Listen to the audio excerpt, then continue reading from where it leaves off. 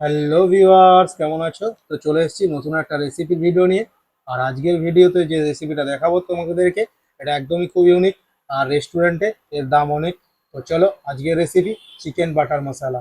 তো by the way, আমি মনোজ, আর তোমরা দেখছো মনোজের রান্নাঘর ইউটিউব চ্যানেল।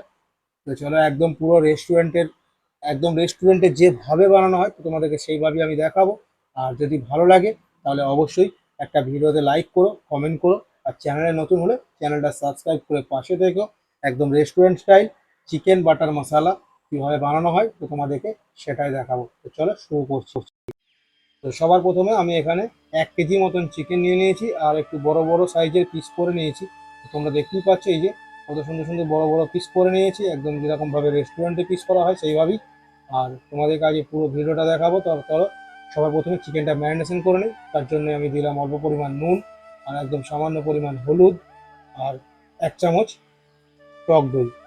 তো এবার সবগুলোকে আমি ভালো করে একটু মিক্স করে নেব।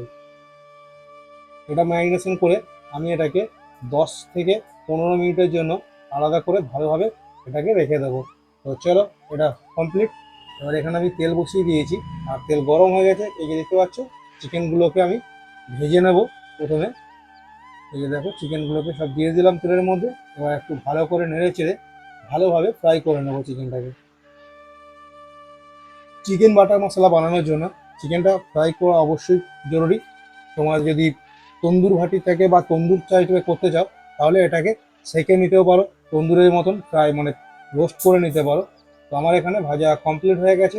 এবার দেখতে পাচ্ছ, কড়াই যে তেলটা ছিল সেই তেলের মধ্যেই দিয়ে দিলাম 2টো তেজপাতা, 3টে এলাচ, সামান্য পরিমাণ জয়িত্রী, আর 4-5টা লবঙ্গ, এক টুকরো দারচিনি। এবার সবগুলোকে একটু ভালো করে ভেজে নেবো হালকা করে। এবার এখানে আমি 3টে মিডিয়াম সাইজের পেঁয়াজ পেস্ট করে নিয়েছিলাম জল ছাড়া, তো সেটাকে এর মধ্যে দিয়ে দিলাম। এবার দিয়ে এটাকে একটু ভালো করে নেড়ে চেড়ে কষিয়ে নেব। তো পেঁয়াজটা একটু ভালো করে ভেজে নেব। এই যে দেখতে পাচ্ছ কত সুন্দর। তো চলো, পেঁয়াজ আমার ভাজা কমপ্লিট। তো এবার এর মধ্যে দিয়ে দিলাম 1 চামচ মতন আদা রসুনের পেস্ট। এবার আদা রসুন পেস্টটা দেওয়ার পর আবার একটু ভালো করে এটাকে নেড়ে চেড়ে কষিয়ে নেব। তো চলো, এটা একটু ভালো করে নেড়ে চেড়ে কষিয়ে নিই। তো এটা কষানো কমপ্লিট হয়ে গেছে। এখানে আমি 2টো টমেটোকে পেস্ট করে নিয়েছিলাম, আমি এটাকে দিয়ে দিলাম।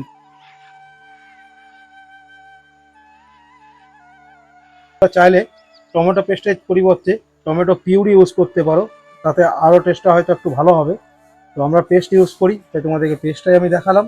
তো সেই জন্য চলো, এবার পেস্ট দিয়ে এটাকে আবার একটু ভালো করে নেড়ে চেড়ে দিয়ে দিলাম 1 চামচ মতন লঙ্কা পেস্ট। তো কাঁচা লঙ্কা পেস্ট আমি এখানে দিয়ে একটু আবার ভালো করে নেড়ে চেড়ে ভেজে নেওয়ার পর ভেজে দেখতে পাচ্ছি ড্রাই হয়ে গেছে। এবার এর মধ্যে দিয়ে দিলাম 1 চামচ হলুদ, 1 চামচ ধনে গুঁড়ো, 1 চামচ লঙ্কার গুঁড়ো, 1 চামচ জিরে গুঁড়ো, 1 চামচ কাশ্মীরি লঙ্কার গুঁড়ো। এবার সবগুলোকে একটু ভালো করে ভেজে নেব। কিন্তু যখন এখানে শুকনো শুকনো হয়ে গেছে দেখতে পাচ্ছ, তো এর মধ্যে আমি দিয়ে দিয়েছি অল্প সামান্য পরিমাণ জল দেবো। তার আগে একটু নুন দিয়ে দেবো। এই যে দেখতে পাচ্ছ, নুন দিয়ে দিলাম 1 চামচ পরিমাণ মতন। তোমরা পরিমাণ মতো নুনটা দিয়ে দেবে। তো এখানে নুনটা আমি দিয়ে দিলাম।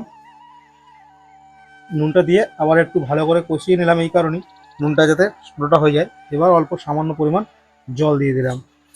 অল্প সামান্য জল দিয়ে এটাকে আবার আমি এটাকে কিছুক্ষণ কষবো। তো জলটা দিয়ে দেখতে পাচ্ছ ফুটতে শুরু করে দিয়েছে।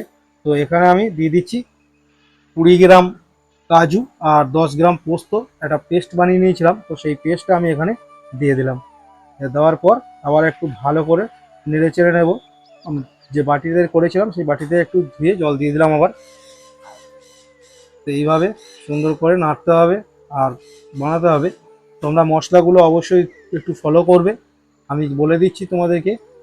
এটা এবার এর মধ্যে দিয়ে দিলাম 2 চামচ ক্রিম, যে ফ্রেশ ক্রিম পাওয়া যায়, তো সেই ফ্রেশ ক্রিম আমি এখানে 2 চামচ দিয়ে দিলাম। এই যে দেখতে পাচ্ছ, কালারটা দেখো অন্যরকম হয়ে আসবে, কত সুন্দর একটা কালার হবে। তো চলো, এবার এর মধ্যে দিয়ে দিচ্ছি 1 চামচ চিনি, আর এর মধ্যে দিয়ে দিলাম আবার 1 চামচ কিচেন কিং মশলা। এবার ভালো করে আবার একটু নেড়ে চেড়ে নেবো। এবার নাড়াচাড়া কমপ্লিট হয়ে গেছে, যেহেতু আছে এবার দিয়ে দেবো আমি যে চিকেনটা ভেজে রেখেছিলাম, তো চিকেনগুলোকে এর মধ্যে দিয়ে দিলাম। দিয়ে আবার কিছুক্ষণ এটা কষবো। কিন্তু তার আগে এই যে দেখো কত সুন্দর, এইভাবে পুরো কষতে হবে 5 মিনিট মতন। তো 5 মিনিট কষার পর এই যে দেখতে পাচ্ছ ফুটে গেছে, তখন আমি এর মধ্যে দিয়ে দিলাম 1 চামচ মতন চিকেন মশলা, যা চিকেন কারি মশলা, সেটা আমি এর মধ্যে দিয়ে দিলাম। এবার আবার ভালো করে এটাকে কষবো কিছুক্ষণ। তো এই যে দেখতে পাচ্ছ পুরো ড্রাই হয়ে গেছে, কত সুন্দর কষানো কমপ্লিট হয়ে গেছে। তো এবার আমি এটাকে একদম গ্যাসের ফ্লেমটা লো করে দিয়ে ঢাকনা দিয়ে রেখে দেবো 5 মিনিটের জন্য। তো চলো 5 মিনিট কমপ্লিট হয়ে গেছে। এবার দেখো ঢাকনাটা খুললাম, কত সুন্দর তেল ছেড়ে দিয়েছে। অল্প সামান্য তেলই দিয়েছিলাম, বেশি তেল দিইনি, তোমরা সেটা দেখেছো আগেই ভিডিওতে। তো চলো দেখতে পাচ্ছ কত সুন্দর তেল ছেড়ে দিয়েছে, কালারটা কত সুন্দর আস্তে আস্তে বেরোচ্ছে। এটা যত কষানো হবে তত সুন্দর কালার হয়ে যাবে।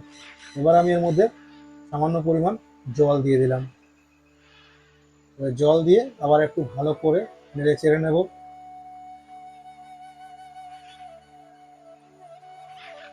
জল দিয়ে এটাকে ভালো করে নাড়াচাড়া যখন হয়ে গেছে, এই যে দেখতে পাচ্ছ, এবার আমি এটাকে আবার 5 মিনিটের জন্য ঢাকনা দিয়ে রেখে দেবো। তো 5 মিনিট হয়ে গেছে, এই যে দেখতে পাচ্ছ কত সুন্দর। আর গ্যাসের ফ্লেমটা সবসময় লোয়ে রাখবে। তো দেখো কত সুন্দর কালার হয়ে গেছে আর কত সুন্দর হয়ে গেছে। চিকেনও কমপ্লিট হয়ে গেছে। এই দেখো এবার আমি এর মধ্যে দিয়ে দেব দুটো বাটারের টুকরো। এই যে দেখতে পাচ্ছ, এটা বাটার, কারণ চিকেন বাটার মশলা, তো বাটার তো অবশ্যই লাগবে, তাই বাটারটা দিয়ে দিলাম। এবার আবার আমি এটাকে ঢাকা দিয়ে রেখে দেবো 2 থেকে 3 মিনিটের জন্য।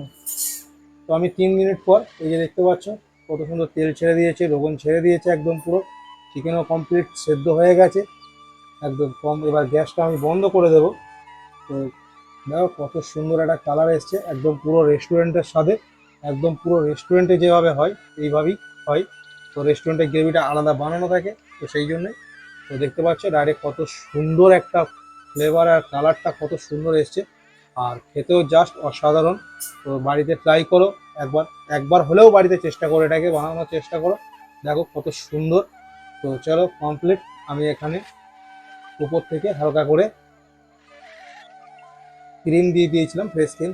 তো দেখো চিকেনটা কত সুন্দর সেদ্ধ হয়েছে আর কালারটাও সেই লেভেলের হয়েছে। তো বাড়িতে অবশ্যই চেষ্টা করো। যদি ভিডিওটা ভালো লাগে তাহলে অবশ্যই ভিডিওতে একটা লাইক দিও, কমেন্টে জানিও কেমন লাগলো ভিডিওটা। ততক্ষণের জন্য বাই, সবাই ভালো থেকো, সুস্থ থেকো, চ্যানেলে নতুন হলে সাবস্ক্রাইব করো।